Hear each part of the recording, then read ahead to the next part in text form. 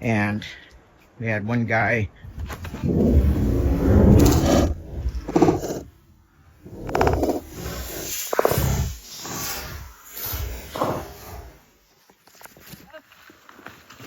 Okay, have a treat.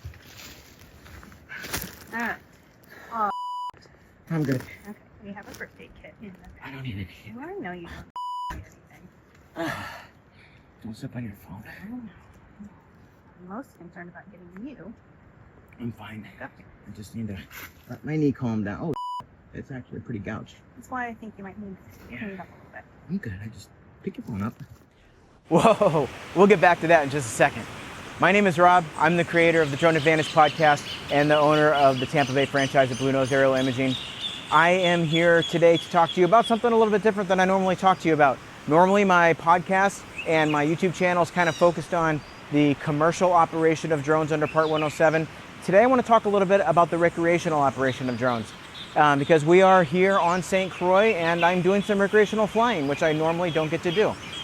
So when you're on a small island like this that has an airport, that has a control tower, pretty much the entire island is under airspace where you need an airspace authorization in order to fly your drone.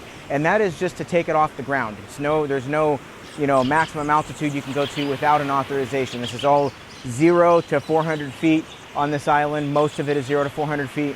If you go all the way to the east end, over at Point Udall, that's pretty much the tip of the island is the only thing that's not under the LAANC authorization. But pretty much the entire island is. And here we are at the tide pools, and this is definitely underneath the Class Delta airspace here on the island. So I'm going to talk through getting your LAANC approval so that you can fly, and we're going to fly and get some aerial photographs, some aerial video of this tide pool and the surrounding mountains, and we'll post that at the end of this as well. So the first thing I want to do is, since I do have service and I've already checked this out, so I am on the Aloft app, and I will show this to you right here. Okay, so here we are at the home. I'm going to hit the LAANC here. And since we're not doing anything commercial, we're not getting paid for anything, I'm going to tap recreational here, since this is going to be a recreational flight. And you can see where I am, and you can see that it draws this green square around our area. And this is the area that we are requesting the LAANC approval for. Down at the bottom here, you can see that you can request anything up to 400 feet, and it says eligible for auto approval up to 400 feet. So I'm going to go ahead and I'm going to slide this over to 400 feet, and then I'm going to hit next. This says, how long do you want it to be? The default's to 2 hours. We're not going to be here 2 hours, but we're going to go ahead and just keep it at the default of 2 hours. I'll hit next. Here it says it's eligible for auto approval. You can read that. Hit next. Here's review info and submit. So it talks about what LAANC is, the privacy statement, terms of operation. I have already read through all this, but please take your time to read through all of the terms of operation. Hit agree and submit. Wait just a second. And here it sends a text message. I'm going to click on the text message, and you can see it says request approved, authorized by the FAA. It gives the authorization number. It's also going to send me an email. There it is. So I'm going to tap email. And here it is. The LAANC authorization is right here. It gives all of the things we need to know about the LAANC. So if I were to be asked when I was flying the drone if I have authorization, this is my authorization. So going back to the Aloft app, we're going to let this load. And you see here it says LAANC starts in 1 minute. So we technically can't fly for 1 minute, which we won't. I still have to set up the drone.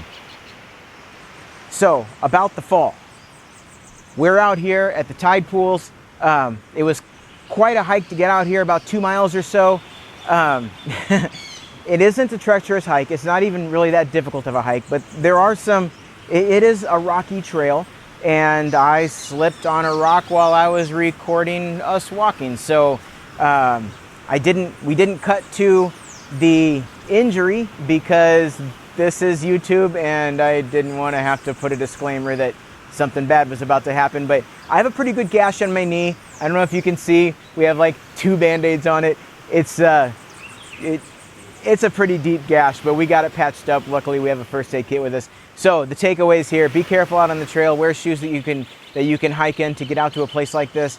And also, please always bring your first aid kit, because when you're a recreational drone operator, a person that buys a drone to get into the recreational use with no plans of using that drone commercially, what kind of people are they? These aren't people that sit on their couch.